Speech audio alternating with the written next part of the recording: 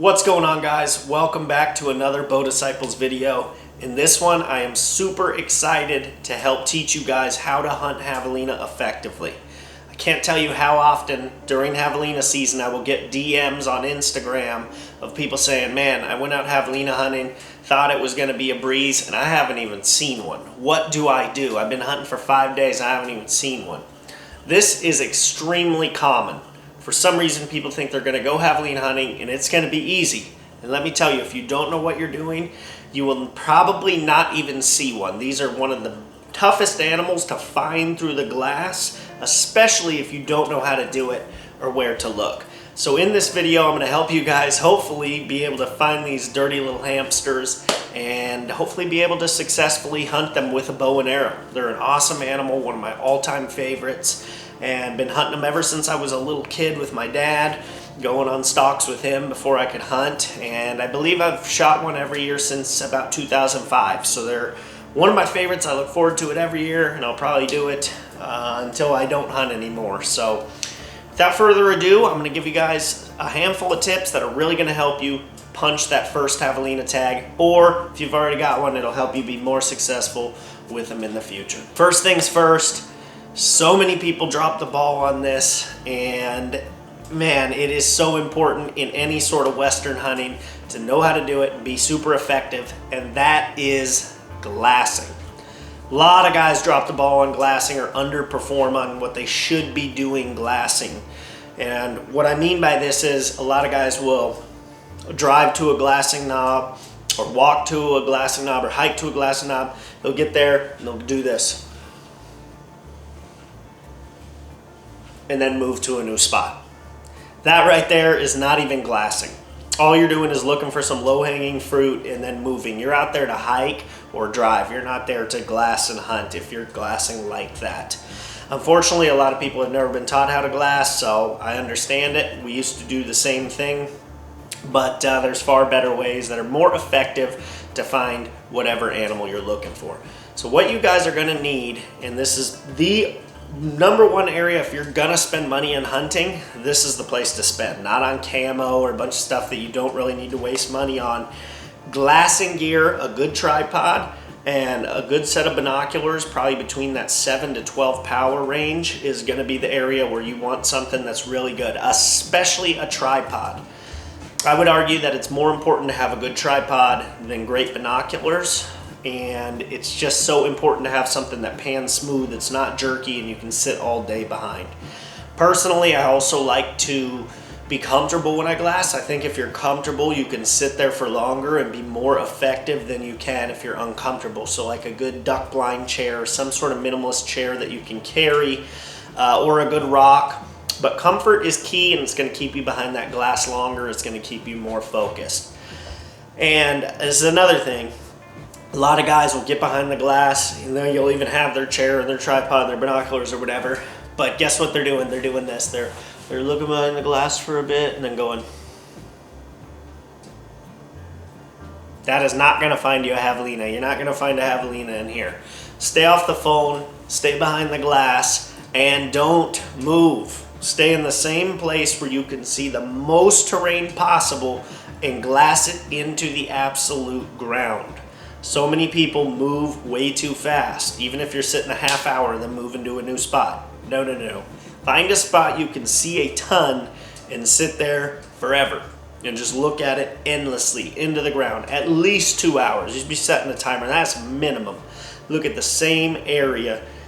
If you can find an area where you can see 360 from a hilltop, perfect. You should be there all day because you can never look at everything. I promise you there's animals there that you're missing.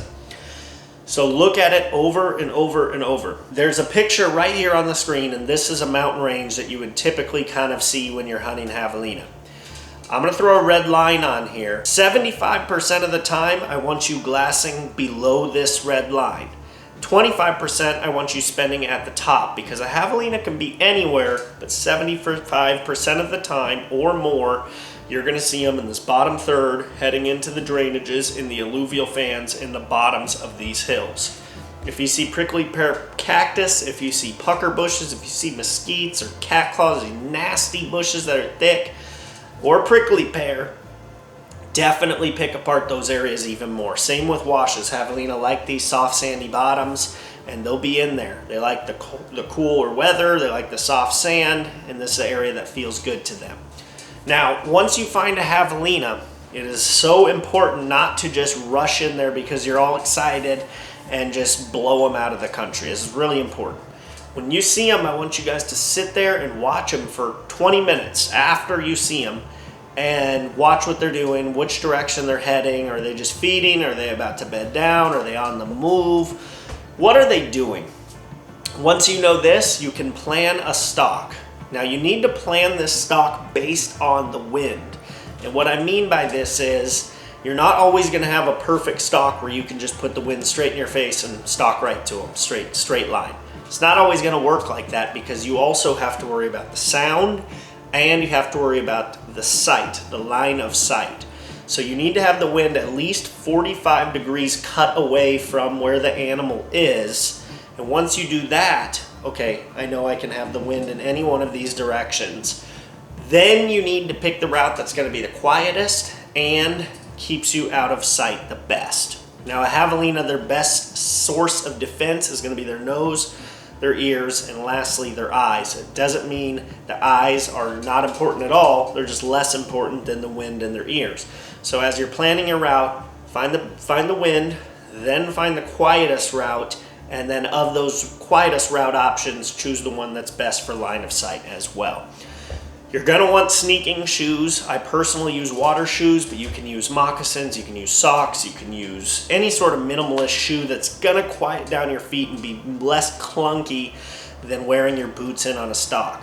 I also prefer not to bring my backpack. I like to just bring a rangefinder, winding dust, and my bow, so that way I'm as sleek as possible and will make the least amount of noise and can slip in there like a ninja and get the task done. Now, another huge key, when you are stalking in a javelina and you see one, say you see one 100 yards out, you're all jacked up, oh my goodness, I see him.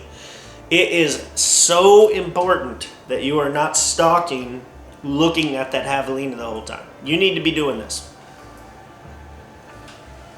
My dad and I call it your head needs to be on a swivel. You need to be looking 10 yards to your left, 10 yards to your right, right here, behind you, everywhere, because those javelina typically are in big groups of 10 to 20, and they can be anywhere, let me tell you. So the last thing you want to do is be fixated on that one out there, bust this one close, and ruin your whole hunt. That's not ideal for anybody. These are all tips that are really going to help you guys be more successful when you go on a javelina hunt, whether it's your first one or you've had trouble in the past and you want to be better. These are all tips that are really going to help you guys, and I hope that you found value in them. We're pumping out new videos every Wednesday and Sunday all year, as well as some shorts kind of mixed in between those. So be sure you're subscribed. Please like and comment this video. Let me know what videos you want to see in the future.